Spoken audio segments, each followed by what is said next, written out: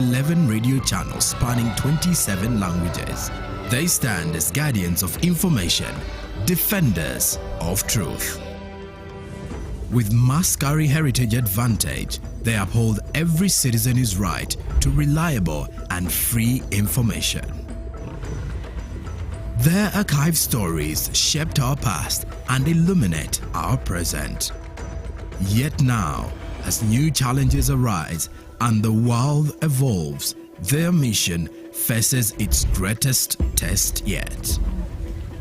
Be part of our journey and let's navigate the unknown, uncover the untold, and safeguard our future together. Tune into your public broadcaster, for it is the intersection of trust and truth. Because to UBC, your story, and every voice matters. UBC, inspiring Uganda.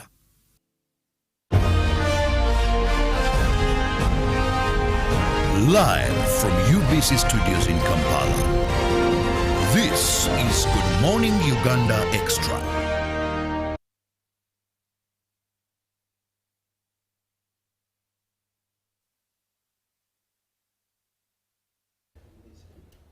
Good morning and thank you so much for being with us on UBC TV this morning. Now, today we are going to be focusing on something very interesting.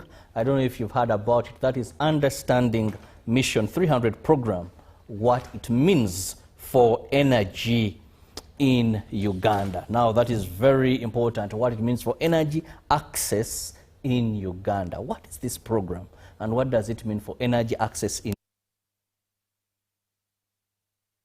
Peter, who is the program coordinator, and I also have engineer Maweje Tom.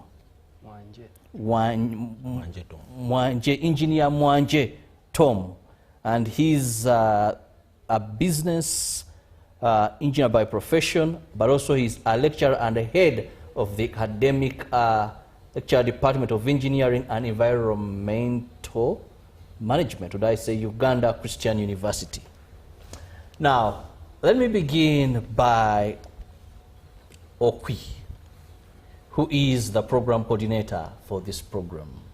One very interesting thing is when you talk about Environment Governance Institute, Uganda, what do you people do? Well, thank you so much, moderator.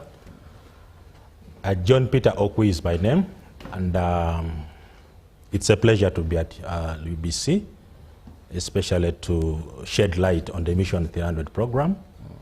I'm a programs coordinator and I work with Environment Governance Institute, sustainable utilization of natural resources, and we also support government plans and initiatives that aim or that shifts to renewable energy. We also work with youth and communities to ensure equitable utilization of natural resources and a shift to a just energy transition. So basically, we do more of advocacy, but we also complement government programs in line with renewable energy and shift to just energy transition. Now, when we talk about Mission 300, what is this? Well, the Mission 300 program, if I could give a brief background, it's a flagship program that is supported by the African Development Bank in partnership with the World Bank. It was actually launched in 2024, and its main objective is to ensure that they are able to connect 300 million people in the continent of Africa, sub-Saharan Africa, with electricity or clean energy. And basically, to date, we've registered actually by June 1st this very year, about 50 million people have been connected with clean energy. That is one of the registered milestones.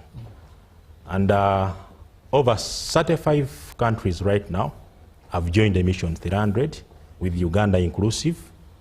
So to me, Mission 300 program, maybe if I can, it has a very big role it plays. First of all, it came to address the very big deficit of energy access in African continent. Out of 600 million people are lacking by saying that let's connect 300. And that is a very golden opportunity. So Uganda also signed and joined the Mission 300 program and came up with its compact agreement or pledges, plans that it will undertake in order to achieve it by 2030. So it's a 2030 milestone that 300 million people should be connected to electricity. Yeah. Now here I bring in Engineer Maweje. How are you connected to this program? You are a lecturer, and of course this for Peter, it is okay, civil society advocating for this, but you, how do you come in the picture? Thank you so much. To correct my names, I'm Mwanje Tom.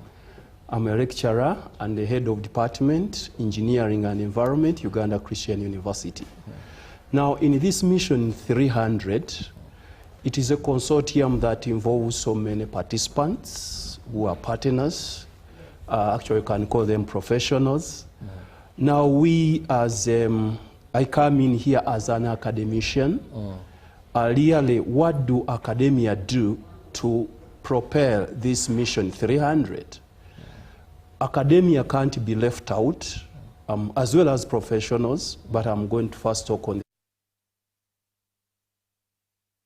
we are to accomplish this Mission 300 of connecting renewable energy to 300 programs as we can see it.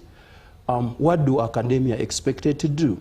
Academia here, first of all, it does research related to affordable renewable energy sources, such as solar, such as wind, hydropower. So that's one way, because if you are to move this agenda, we need to have that clear research related to this form of energies. Then again, academia need to come up by developing those innovative technologies that are related to renewable energies.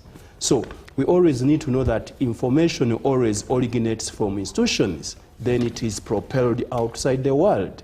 So basically they do develop innovations. Then on top of that, they do train engineers and technicians who are going to work on these infrastructures to extend energy to the different parts of Uganda, if I can say that. And also at the same time to build the capacity for energy infrastructure. Again, the academia has to come in and do this work. Also, academia has to provide the policy research, because when this program is to move, we need to have a policy that can always the academia, the engineers, the technicians come in here and come up with support in policy research, but at the same time, they propel what you call community outreach and awareness. I'm here, I'm talking to the community. They need to know what is this agenda, what is this mission all about. So that's why I come in as an academia to again elucidate what does it really mean for academia when we are to propel this Mission 300 program. Very interesting. Now this brings me to Peter. Peter, what plans has government, if you may know, set to ensure effective implementation of the Mission 300 in Uganda? Thank you so much. Government of Uganda, from the time of the inception of Mission 300, recently on June 18th, signed its compact agreement during the a conference that took place in Cape in South Africa. So these compact agreements basically these are the government plan and strategies it has in order to what? To scale up the last mile connections by 2030. So Uganda has already formally now joined. Its compact agreement has fully been signed, and now where the tracking starts. What does the compact agreement mean? Compact agreement in Uganda, it implies that Uganda set targets Yeah. Target number 1 is to scale up electricity access. By 2025, electric access in Uganda was around 60%, but the government plans to scale it up to around 85% by 2030. And that's a very, very pivotal milestone if achieved, because it plays a pivotal role in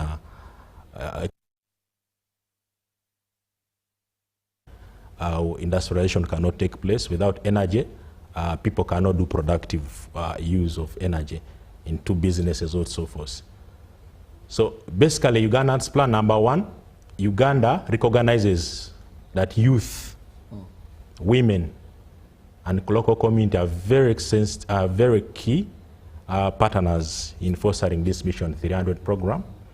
And in its compact agreement, one of the key things that it's looking forward to is to, under the youth program, youth skilling program, is looking forward to launch what we call the Youth COP program, Youth Green COP program. Now this program makes sure that the youth are trained and skilled to install solar systems.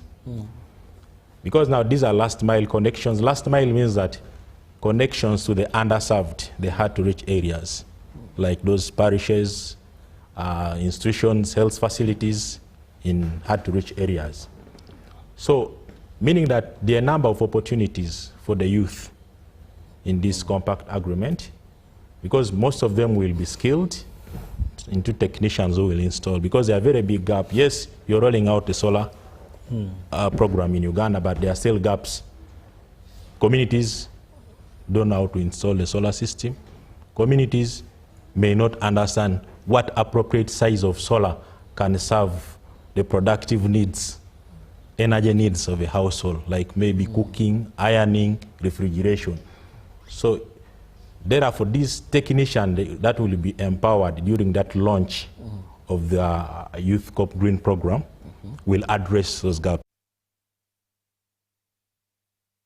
So we realize that when we engage with communities, I picked out one core thing, that communities still harbor perceptions about some of the energy technology, like solar. Some of them say maybe solar affects phones when they are charging. Some of them say that it weakens the battery. So all those misconceptions need to be addressed and aligned, so that communities embrace this and do not leave these equipments or the solar technologies redundant, like how it has happened in different countries. So basically, under women, the government also has a plan of prioritizing women, ensuring that 40% of women are involved in clean cooking technologies. They participate in energy value chains. So women are also given priority, and also to tap into a lot of opportunities, especially in the funding aspect. There's a Women Accelerator Fund that will pair with professional engineers who will work with them to ensure that they benefit from this program. Then also secondly, for innovators, the academia, they will also utilize this opportunity to tap into the funding, the seed fund that the government has put in the compact agreement to support them in innovations that will roll out the last mile connection, especially on the productive use. Right now, there is a lot of productive use for climate change. For instance, farmers in rural areas are constrained that whenever there is a dry spell, how are they able to sustain crop production even amid. So there should be productive use, like in irrigation. Rolling out such technology is key. That's why this program will help in communities in such productive. Then women enterprises like cooperative society will also be prioritized, given a priority, and other innovations. By and large, the Mission 300 program in the Uganda Compact Agreement aligns with the general policies of Uganda, like the commitment to the Paris Agreement of reducing emissions, or to keep the global warming limit below 1.5 degrees Celsius. So Mission 300 addresses all those, ensure that climate change emissions are reduced, and energy poverty is addressed. Energy poverty means that communities are unable to access and utilize this energy efficiently to meet their productive needs.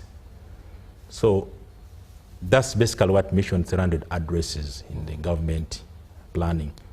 But of course now government also in the third pillar, it looks at exploring what we call regional integration through the East African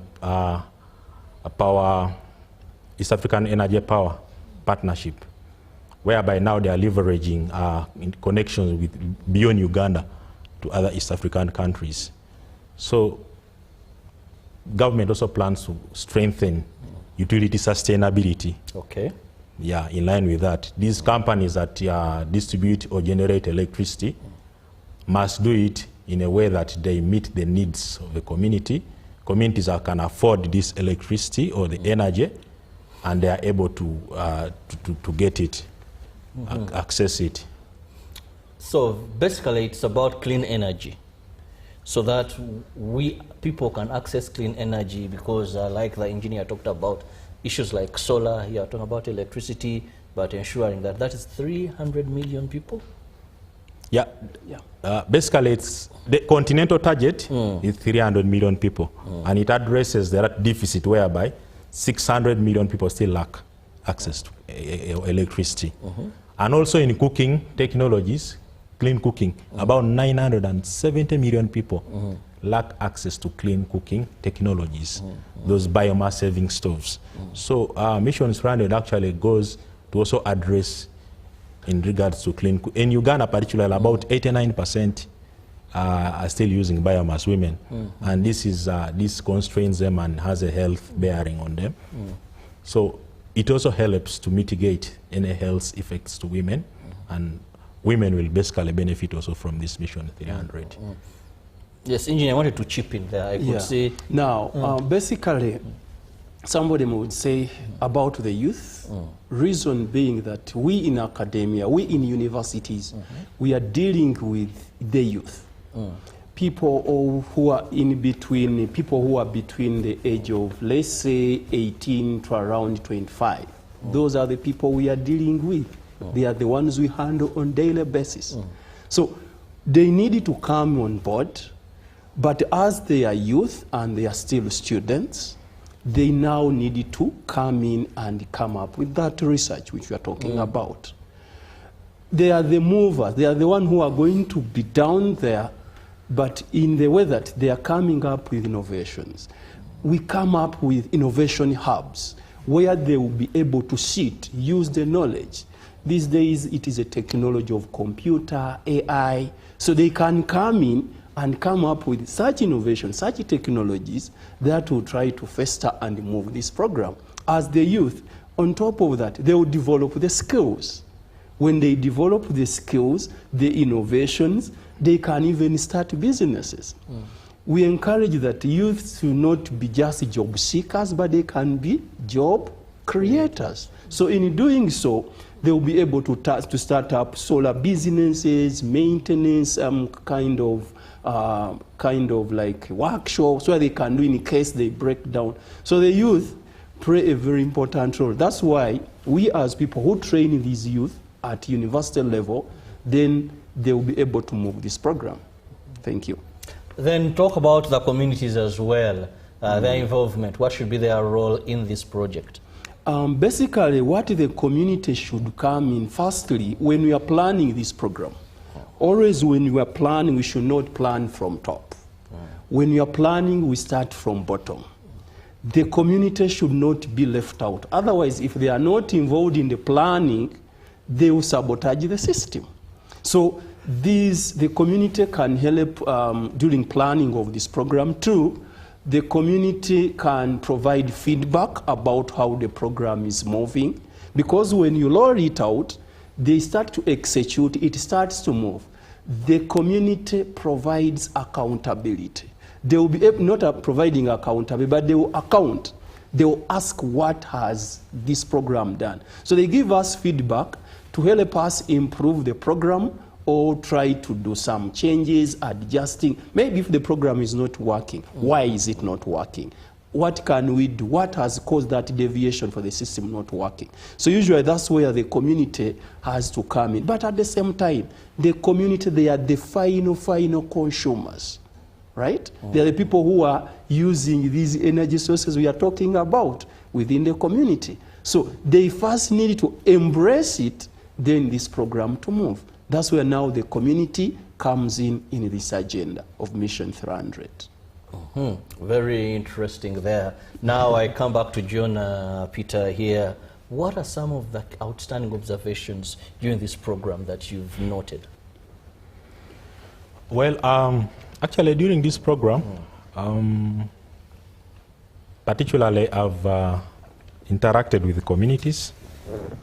And in Uganda, just like I told you, the compact agreement was already signed. And now Uganda is now at the very pivotal moment of fast-tracking the implementation of that compact agreement. I think one of my key observations is, number one, there is still a very big gap in awareness creation in regards to this Mission 300 program. It can even shock you that when you go at the district level, local government, and you ask people about the Mission 300 program, even if it was launched in 2024, you realize that there's a very big gap. There's limited awareness about the launch, about what the government has already put the plans. I think that gap leaves a very big challenge, because now these are communities that are going to consume or utilize the services, the last mile connection. So preparing them earlier is very key. Then also community perceptions and misconceptions also keep prevailing when you discuss and interact with local communities on ground there. You realize that there is emerging misconceptions about these technologies, just like I told you, others taking it like as if some technologies like solar may be having challenges in, they can affect phones. Some even say that it can bring lightning. You get it? So those misconceptions, if communities are not fully engaged, it means it may not serve the real purpose of addressing the energy gap, because communities may use them, then it may not serve their needs because of those misconceptions. Then also, I think government now has to expedite this skilling program, local skilling program of these communities, because now, yes, the target is government plans at least to have electricity. Government also plans to have about 97% connections of institutions. How prepared are those institutions? Have they already, has the government already mapped those disadvantaged institutions? There should be now a coordination between the government and the local government authorities and civil society. There is actually limited engagement also between civil society in regards to, and the government in regards to Mission 300. And yet it's a very core program that is very essential in fighting or combating climate change. Because now, for instance, ensuring that about a very big percentage of people have to access clean cooking technologies. It means that these women who have been going to the gardens, who have been going to collect firewood, biomass, will now reduce their time of going to those fields. So meaning that they're now going to engage more in productive work that will sustain their livelihood. So this is a very important initiative that I think by 2030, if well implemented and tracked, and all those targets put into use, I think it will save communities. First of all, it will address the poverty, because now, since the plans also are looking at productive uses of energy for irrigation, for cooling, and so forth, training must be fast-tracked. Local communities must be trained on how to manage these systems. And also, when rolling out the system, there's a time I was in a Chotera, in some village in Chotera there. I met an old lady. She told me, do you know what? I woke up one day very early in the morning, and I find people are erecting poles on my garden. There was no consent. So I think as these last mile connections are rolled out in the country, as civil society, we want to ensure that these communities are informed. There is what we call free, prior and informed consent of these communities. Because the lady was a bit grumbled. He was like, now, I don't even know how this thing, I'm seeing that they have written Atari. Atari in Kiswahili means danger. Danger, yes. And it's on my farmland. I don't know, won't this thing create some harm to me? So awareness. Even when the government is undertaking these last mile connections, communities must know why this is happening in their community. When they are installing these poles for connectivity, there should be those informed consent given to the landowners. So this will help us to reduce those conflicts that have happened can look at those oil developments in the Albertine region. So last mile connection of the Mission 300, to me, it's a golden opportunity to address climate change and reduce emissions. Actually, in Uganda, national determined contribution of Uganda, their target is to reduce greenhouse emissions by 25% at least by 2030. And we are not far. And we are not far, but it's also required deliberate efforts.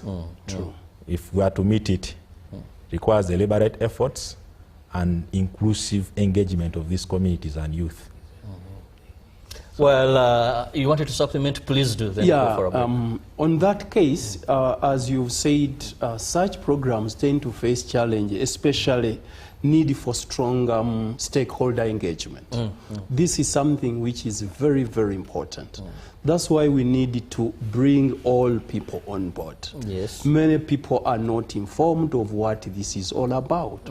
So what we try to, that's why we bring in all of these stakeholders which we are talking of, the youth, the academia, the women, so that we'll try to move this agenda as we need it or as it is required to fulfill its mission.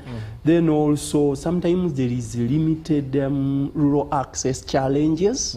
When I talk of limited rural access challenge, I mean some places are inaccessible. So this mission 300 will try to see how can we try to reach and connect these communities which are very, very far deep in countries of Uganda. Right. Now, allow me to go for a short break. When I return, I still have my guests, and we want you to for energy access in Uganda. Are you a member of the local government? Find out. I heard on TV people talk about this mission. What is it? Is it within our vicinity? Who are benefiting? How can we be part of this? All that after the break. Keep it with us.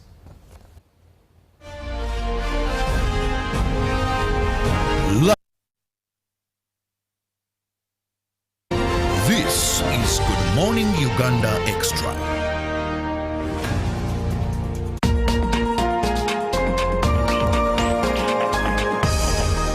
Program My School, a great students program, and your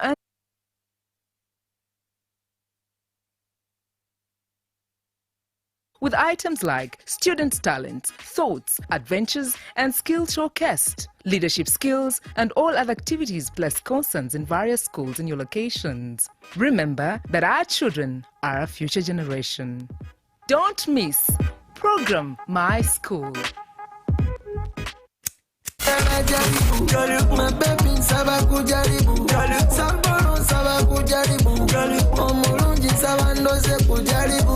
Yo, what's up? My name is Deliver Julio Bobby Lash, together with the B2C Soldiers, aka Kampala. And you're watching Horizon Vibes. Horizon Vibes. We're there, sir. Kibela. Representing Horizon.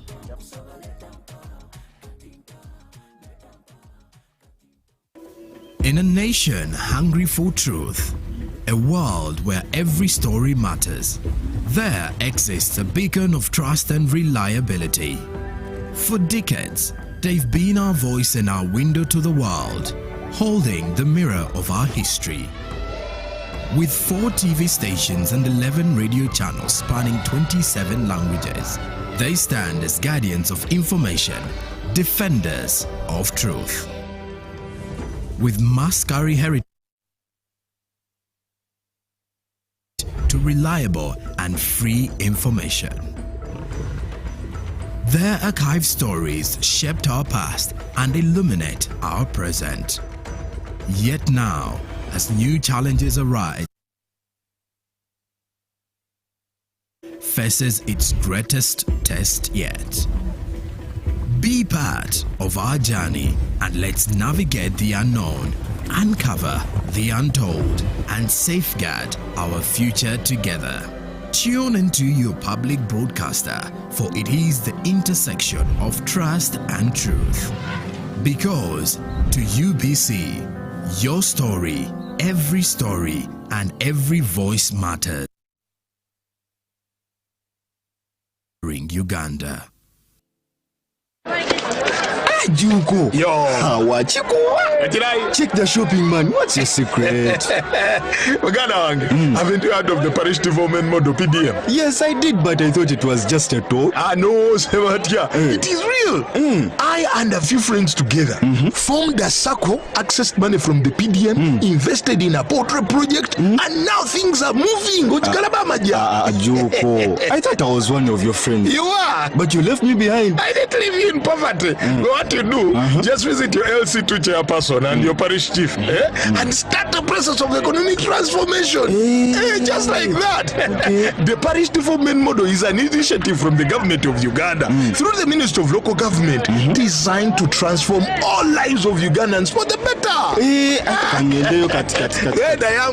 PDM, my parish, my development, my life.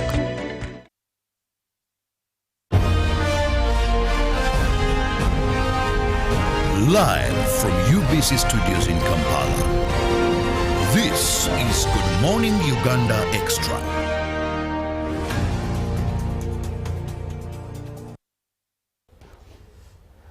Welcome back from that break, and much thanks for being with us on UBC TV. We are still understanding the Mission 300 program, what it means for energy access in Uganda. What does this mean?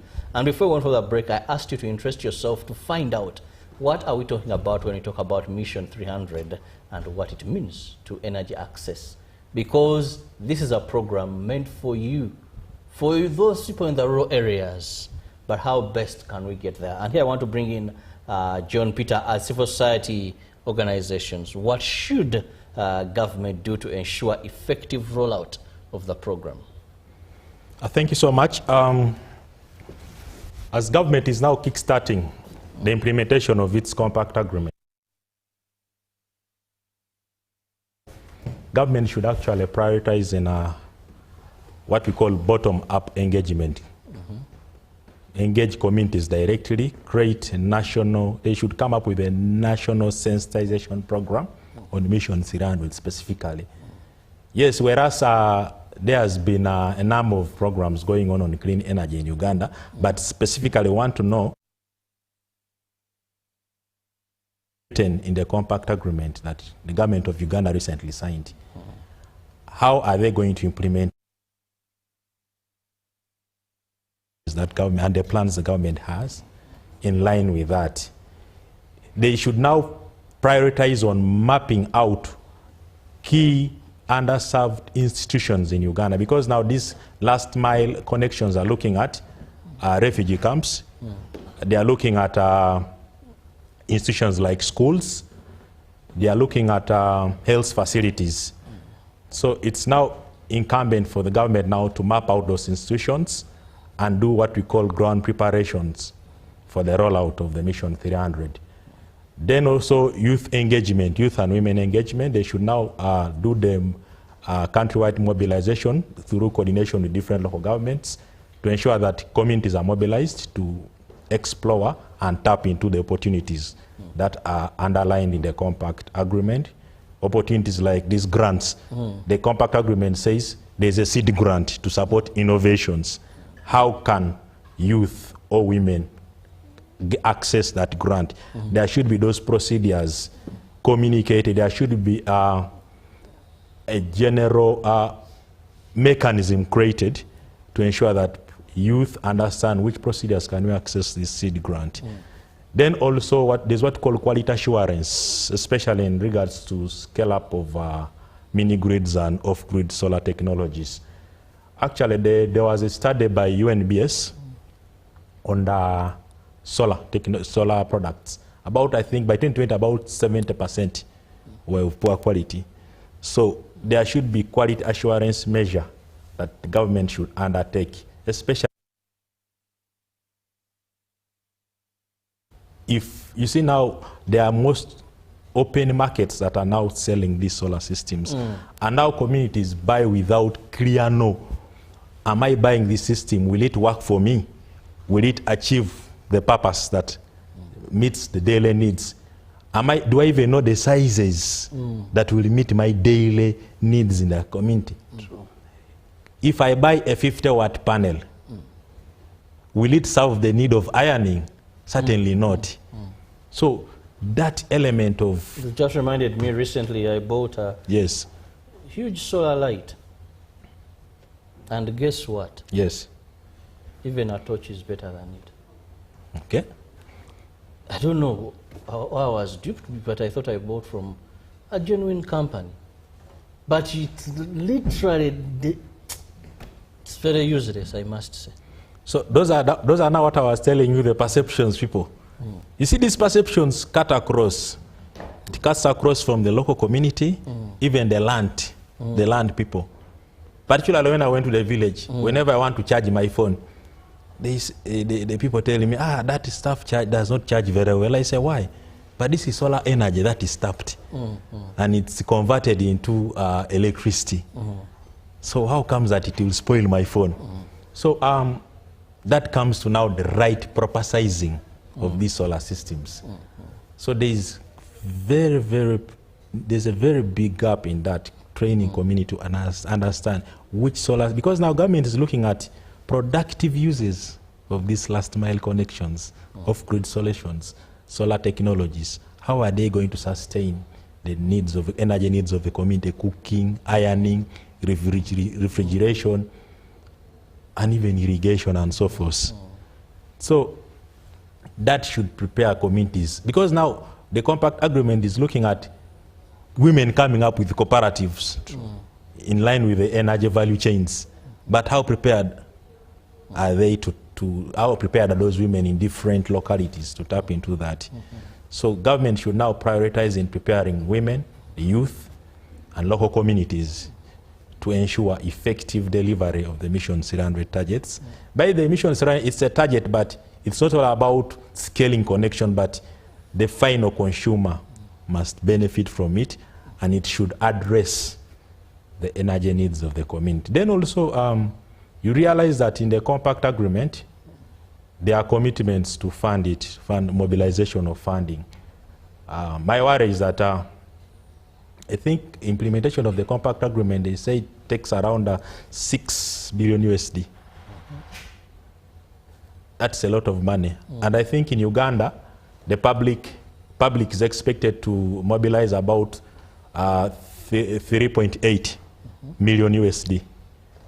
Then I think, then also the private sector is supposed to mobilize 2.2 million USD dollars. So that's some good large amounts of fund. But my worry is that let this funding be grant-based, because now when we go more into getting more debts, already the country is indebted, and we don't want to go into more debt. So the government should prioritize more on grant-based approaches of mobilization to reduce the burden of debts, to reduce the aspect of indebtedness that will again pinch more on the government's initiatives of maybe funding health facilities, funding education, and other key sensitive priority areas like environmental conservation. So basically that's what I think government should now look into. Well, one thing I've learned from your submission is we need to understand what is in the compact agreement as well. I think we shall have time and have a show for that, because it seems it's the baseline for Mission 300. Uganda having definitely been part of it. Now I go back to the academia. What should you do? How should you prepare yourselves for this mission to ensure that we benefit from it as the academia? Thank you so much. As this Mission 300 program is coming, we need to prepare ourselves as academia. How do we prepare ourselves? We need to prepare ourselves for technical training. When I talk of technical training, to train graduates who are going to leave the university when they can work on these different renewable energy sources. Uganda Christian University, we have embraced that. We have a good solar system, a solar hub, where we train students related to this program. Then also we need to look at research funding, because as this program is going to move on, new technologies, new innovation needs to come in. We need to come up with a hub where we can involve ourselves in research, and we tap on this funding, which is expected to come and move this program. Then also engineering consultancy. We as academia, as we train engineers who come out and participate in this program, still not only training, we can come up with engineering consultants. We can provide engineering consultancy related to these renewable energy sources. Then also getting the grants as we do research, as we do consultancy, so we can get grant and we add on this program. Then on top of that, involving ourselves in entrepreneurial programs. When I say entrepreneurial programs, institutions can come up with centers where they can also get involved in selling, or as these innovations come, these innovations don't stop only in paper. They come up with kind of products which can come out of this innovation and research. So they could be form of entrepreneurship where now institutions, universities can tap in. So on this program, Uganda Christian University has not been left out. It is actively involved at academia level, where we train our students, where we are trying to write up the research grants and funding. Hopefully we can win them. Then we can be able to move this program of Mission 300. Thank you. Well, academia, definitely there's so much research and innovation that happens at universities. And one of the hubs for research and innovation definitely are universities. So if they get the program very well, every time I go to some of these trade shows, agricultural shows, I encounter a lot of innovation coming from universities in Uganda, and I must say I'm proud of that. I think the only challenge that they usually face is funding to multiply this innovation, but also better them. And from that source, okay, let me begin with engineer. What do you say about that? You find something very, very, maybe for the farmers, you know, these students have come up with some way of easing life. Example. Yeah, thank you so much. Actually, in that arena, Uganda Christian University participated. They took place in Gulu, at Gulu University in March. We emerged as winners. Through students come up with the research, come up with the models. But I can agree that some models remain on paper. Usually the challenge comes from funding. To transit what research has come up with, a model that can ease life then into something tangible, that can solve a real life problem, or that can ease work. Yes, it is true, but basically the challenge tends to come from funding. Some of these projects tend to be expensive, basically for institutions, especially for private institutions where the funding comes from the students' payments. So sometimes they become expensive to be implemented, but nevertheless, there are some organizations which come on board and try to help to how to implement these programs. But again, some of these programs are not in terms of tangible. These days they are AI. can be like an AI tool or a software that tend to ease work. Many organizations, many companies have come at university and took up these kind of innovations, and they are implementing this. Yes, in general, I can agree some could remain on paper or in models, but still there are those which are computer aided, which are taken up by institutions. But basically, if there is an increased funding from private sector, government come on board, then it will help so much to transit these models, these researches into something which is positive, which will solve the real life problems within the society. Very indeed true. Now, John Peter, as we move out of here, what is your final message to the viewer? My final message to the viewer from civil society arm and as a core advocate for inclusive and just energy transition, I call upon government that this is a very pivotal moment that Mission 300 has given us an opportunity to scale up last mile connections of clean energy. So I call upon government to prioritize on green investments that will safeguard our planet and the climate safe future of investors, to also prioritize investments that will not affect the future of the community to come in the future generation. So let's foster green investments. Fossil fuel developments, yes, they can bring profits as people envisage, but they have a dangerous climate change implication in the long run. So Mission 300 is a golden opportunity for government to prioritize right now, and this will bring what we call a long-term impact to the economy of Uganda and to the livelihood of communities and also to the climate and the planet as well. Okay, now engineers, we move out of here, your parting shot. Basically what I can say is that let's not be complacent. Let's don't feel comfortable in our areas, especially we as universities, we as academia.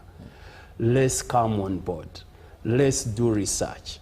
Let's engage the youth which we have at university to be innovative so that they can all get involved in this program. This program has come. It will yield results which is expected as it was programmed, as they envisage, as they hope to achieve. So let's not be complacent. Let's involve money in research. Let's involve money in innovations. As academia, let's prepare ourselves. Let's prepare our students. Then we can be able to move this agenda of Mission 300.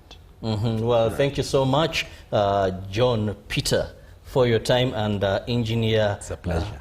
For being part of this show, and above all, the Ugandans. Now, green energy is the way to go. Interest yourself in Mission 300, local councils, local governments. Find out what this is, because we have a global achievement to achieve on our continent, and this benefits all of us. See you on Monday. God willing, have the best of your day. Nice weekend.